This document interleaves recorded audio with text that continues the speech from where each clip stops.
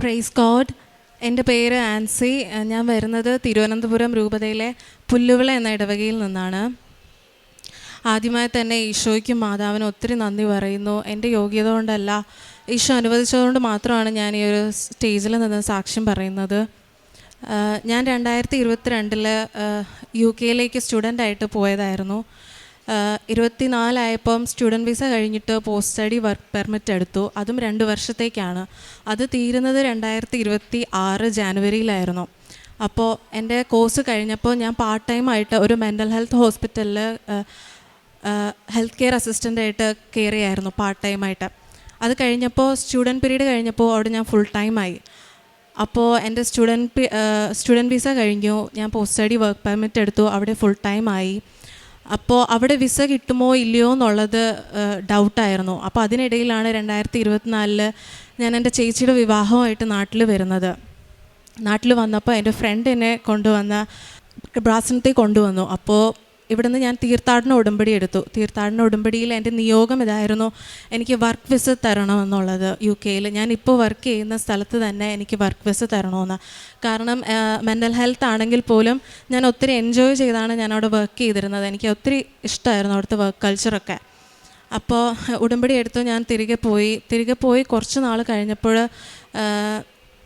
ഞാൻ ഡ്യൂട്ടിക്ക് ഇടയിലിരുന്ന് ചെറുതായിട്ടൊന്ന് ഉറങ്ങിപ്പോയി. അത് പിന്നെ അവിടുത്തെ മാനേജറും അന്ന് തന്നെ ഇൻസ്പെക്ഷനും ഉണ്ടായിരുന്നു അവിടെ.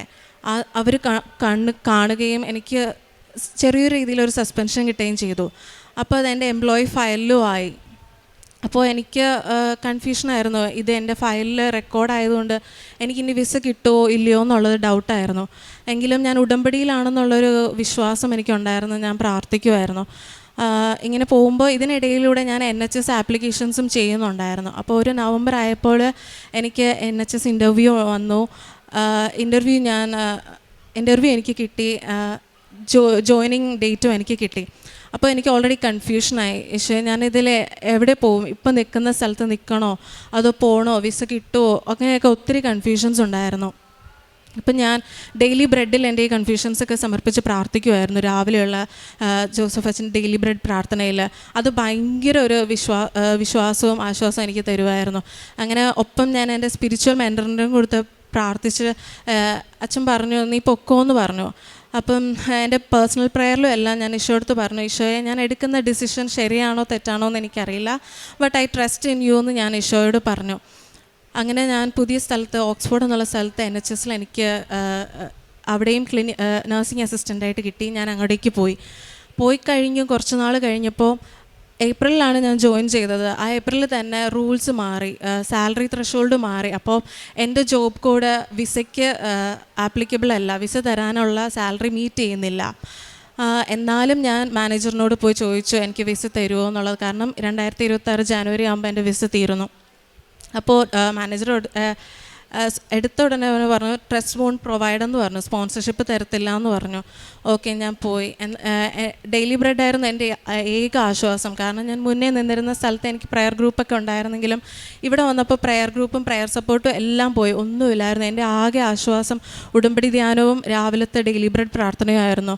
അപ്പം രാവിലെ നൈറ്റ് ഡ്യൂട്ടീസൊക്കെ എനിക്ക് ഒത്തിരി ഉണ്ട്. അപ്പം എനിക്ക് 5:30 കൃത്യം കൂടാൻ പറ്റില്ല ഡെയിലി ബ്രെഡ് പ്രാർത്ഥന. അപ്പം ഞാൻ എന്ത് ചെയ്യും, നൈറ്റ് ഡ്യൂട്ടീസ് വരുമ്പോൾ ഒരു രാത്രി 1 മണി തൊട്ട് 4 മണി വരെയുള്ള സമയത്താണ് ഞങ്ങൾക്ക് ബ്രേക്ക് കിട്ടുന്നത്. അപ്പോൾ എപ്പോഴാണോ എനിക്ക് ബ്രേക്ക് കിട്ടുന്നത് ആ ബ്രേക്കിൽ ഞാനിരുന്ന ഡെയിലി ബ്രെഡ് പ്രാർത്ഥന കൂടുമായിരുന്നു. അതും എൻ്റെ വാർഡിൽ ഇരുന്ന് തന്നെ കൂടും. അപ്പം എന്നിട്ട് ഞാൻ പ്രാർത്ഥിച്ചു, മാതാവേ എനിക്ക് വിസ തരുവാണെങ്കിൽ ഞാൻ ഉറപ്പായിട്ടും ഇവിടെ വന്ന് സാക്ഷ്യം പറയാമെന്ന് ഞാൻ ഡെയിലി ബ്രെഡിൽ പ്രാർത്ഥിച്ചു. ആ വാർഡിൽ ഇരുന്ന് തന്നെ ഞാൻ ആ ഡെയിലി ബ്രെഡ് പ്രാർത്ഥിക്കും, എനിക്ക് ഈ വാർഡിൽ തന്നെ വിസ കിട്ടണമെന്ന് പറഞ്ഞിട്ട്. അപ്പോൾ വീണ്ടും ഞാൻ പോയി എൻ്റെ മാനേജറിനോട് സംസാരിച്ചു. വീണ്ടും തരില്ല എന്ന് പറഞ്ഞു. 1-2 മെയിലിലോട്ടുള്ളവർക്ക് മാട്രണിനും എല്ലാവർക്കും ഞാൻ മെയിൽ അയച്ചു. ഒരിടത്തുനിന്നും ഒരു റിപ്ലൈ ഇല്ല. അവർ പറയുന്നത് നമുക്കതിനുള്ള ബഡ്ജറ്റ് ഇല്ല എന്നാണ് പറയുന്നത് വാർഡിൽ. ഓക്കെ, ഞാൻ പോയി. ഞാൻ വീണ്ടും എൻ്റെ ഏക ആശ്വാസം ഉടമ്പടിയും എൻ്റെ ഡെയിലി ബ്രെഡ് പ്രാർത്ഥന, രാവിലത്തെ അച്ഛൻ്റെ പ്രാർത്ഥന ഭയങ്കര ആശ്വാസം തരുന്നതായിരുന്നു. അതിനപ്പുറം വേറൊരു കോൺഫിഡൻസ് എനിക്കില്ല, അതുമാത്രമായിരുന്നു.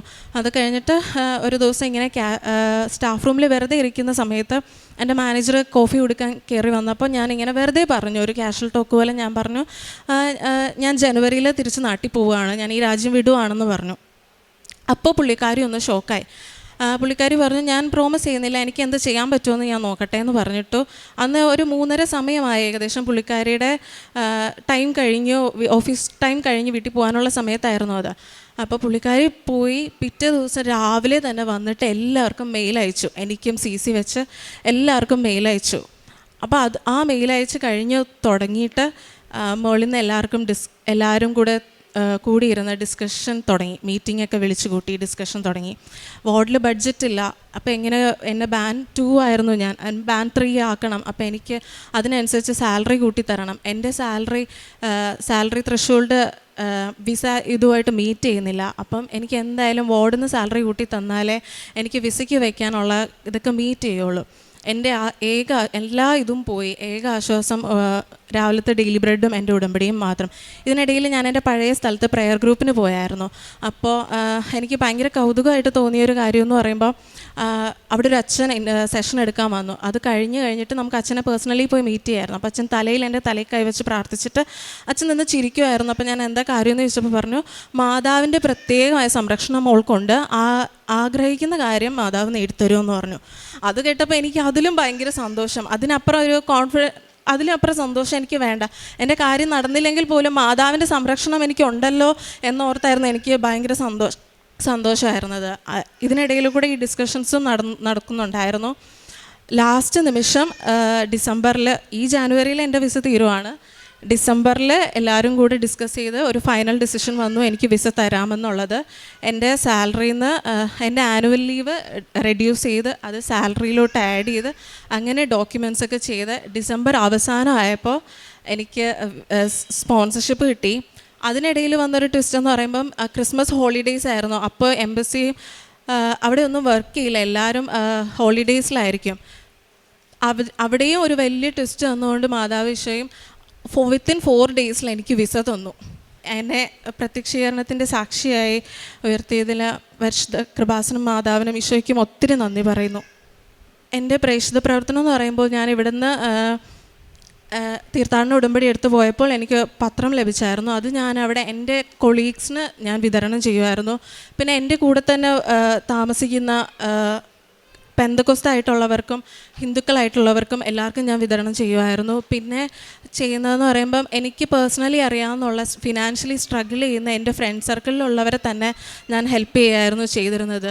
അതിനേക്കാളും പിന്നെ എനിക്ക് ഒത്തിരി ഞാൻ സ്നേഹത്തോടെ ചെയ്തിരുന്നത്, ഞാൻ മെൻ്റൽ ഹെൽത്തിൽ വർക്ക് ചെയ്തിരുന്നപ്പോൾ പേഷ്യൻസിനെ ഒത്തിരി സ്നേഹത്തോടെ കെയർ ചെയ്യുക എന്നുള്ളതായിരുന്നു മെയിനായിട്ട് ഞാൻ ചെയ്തിരുന്ന പ്രേക്ഷിത ദൗത്യം. വെറും ഒരു സാലറിക്ക് വേണ്ടി ജോലി ചെയ്യാണ്ട് കുറച്ചും കൂടെ എഫേർട്ട് ഇട്ട് അവരോട് ഒത്തിരി സ്നേഹത്തോടെ അവരെ കെയർ ചെയ്യുക, അതായിരുന്നു എൻ്റെ മെയിനായിട്ടുള്ള പ്രേക്ഷിത ദൗത്യം.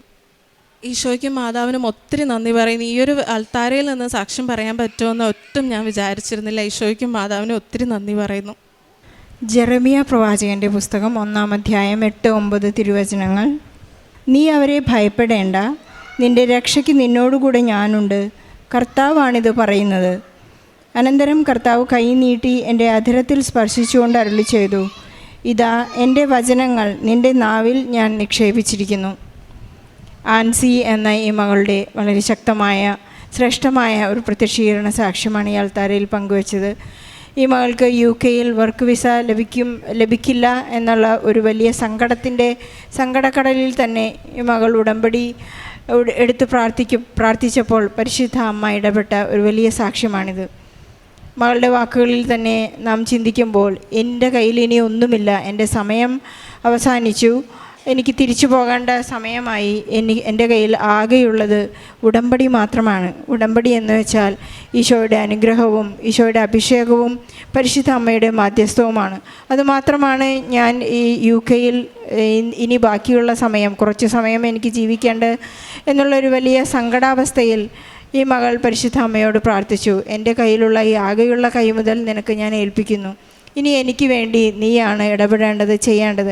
ആ പ്രാർത്ഥന പരിശുദ്ധ അമ്മ വളരെ കൃത്യമായി മനസ്സിലാക്കുകയും ഈശോയോട് അത് അത്രമാത്രം സ്നേഹം ആൻസിക്കുണ്ടെന്ന് മനസ്സിലാക്കുകയും ചെയ്തപ്പോഴാണ്. കാരണം ഈശോയെ വിശ്വസിപ്പിക്കാൻ വേണ്ടി മകൾ ചെയ്യുന്ന കാര്യങ്ങളാണ്. നൈറ്റ് ഡ്യൂട്ടിയിൽ ആ സമയം 1 മണി മുതൽ ദിവസം തുടങ്ങുമ്പോൾ 12 മണി മുതലുള്ള നൈറ്റ് ഡ്യൂട്ടി തുടങ്ങുമ്പോൾ അവിടെ കിട്ടുന്ന ആ ഗ്യാപ്പ്, അത് അവർക്ക് അവരുടേതായ പേഴ്സണൽ വർക്കിനുള്ള ഒരു അല്പസമയം, അത് ഡെയിലി ബ്രെഡ് കൂടുവാനും അച്ഛൻ്റെ ആശീർവാദം സ്വീകരിക്കുവാനുമാണ് ആൻസി പരിശ്രമിച്ചു കൊണ്ടിരുന്നത്. അതൊരു വലിയ അനുഗ്രഹത്തിൻ്റെ സമയമാണ്. നമുക്കറിയാം, ഡെയിലി ബ്രെഡ് കൂടാത്തവരായി ആരും ഉണ്ടാവില്ല. അത് അച്ഛൻ പ്രത്യേകമായി എടുത്തു പറയുന്ന അനുഗ്രഹങ്ങൾ, പ്രത്യേകമായി നമുക്ക് നൽകുന്ന ആശീർവാദങ്ങൾ, നമ്മുടെ ഡോക്യുമെൻറ്റുകൾ സമർപ്പിച്ചുകൊണ്ട്, നമ്മുടെ രോഗാവസ്ഥകൾ സമർപ്പിച്ചുകൊണ്ട്, നമ്മുടെ നഷ്ടപ്പെട്ട കാര്യങ്ങളെ, നമുക്ക് ലഭിക്കാനിരിക്കുന്ന കാര്യങ്ങളെ എല്ലാം ഓരോ ദിവസവും അച്ഛൻ വ്യത്യസ്തമായി പരിശുദ്ധാത്മാവ് പ്രേരിപ്പിക്കുന്നതനുസരിച്ചാണ് പരിശുദ്ധ അമ്മയോട് മാധ്യസ്ഥം അപേക്ഷിക്കാൻ അച്ഛൻ നമുക്ക് നൽകുന്നത്. ഈ മകളുടെ നോട്ട് ബൈ മെറിറ്റ് എന്ന് പറയാൻ നമുക്കുള്ളത്, ഈ മകൾക്കിനി അവരുടെ ബോർഡിൽ ബഡ്ജറ്റിൽ സാലറി ഇല്ല. അങ്ങനെ അവരുടെ ആ ബോർഡ് തന്നെ തീരുമാനിക്കുകയാണ് ഇവൾക്ക് തിരിച്ചു പോകുന്നതായിരിക്കും നല്ലത്. അവിടെയാണ് സ്വർഗ്ഗദൂതനെ പോലെ പരിശുദ്ധ അമ്മ ഒരു ആളെ അയച്ച്, അമ്മ തന്നെ അവിടെ വന്നുകൊണ്ട് അവരുടെ സൂപ്പർവൈസർ, അവരുടെ മെയിൻ വ്യക്തി വന്ന് അവരോട് പറയുന്നത്, നിൻ്റെ ഡോക്യുമെൻറ്റ്സ് ഞാൻ അയച്ചു കൊടുക്കാം. അങ്ങനെ പല സ്ഥലത്തേക്കും ആ വ്യക്തി തന്നെ ഈ മകൾക്ക് വേണ്ടി ഇടപെട്ടുകൊണ്ട് ജോലിയുടെ സാധ്യത ലഭിക്കുകയും അവിടെ വർക്ക് വിസ ലഭിച്ചതിനെക്കുറിച്ചുള്ള ഒരു വലിയ സാക്ഷ്യമാണിത്. നമ്മുടെ എല്ലാം നഷ്ടപ്പെടുമ്പോൾ നമുക്ക് യാതൊരു മെറിറ്റും ഇല്ല എന്ന് വരുമ്പോഴാണ് അവിടെ കൃപയൊഴുകുന്നത്, കൃപ വർത്തിക്കുന്നത്.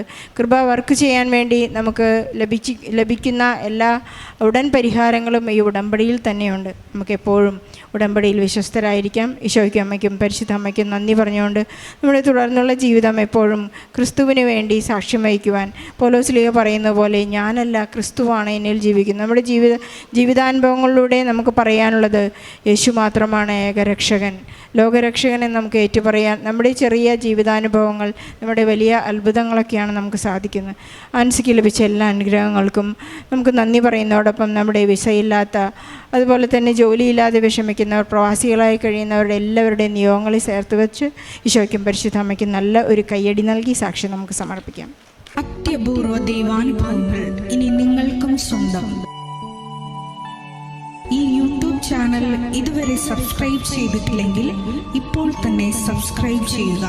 ഈ വീഡിയോ ഇപ്പോൾ തന്നെ നിങ്ങളുടെ സുഹൃത്തുക്കൾക്ക് ഷെയർ ചെയ്തുകൊണ്ട് കർത്താവിൻ്റെ പ്രേക്ഷിതരാകുക.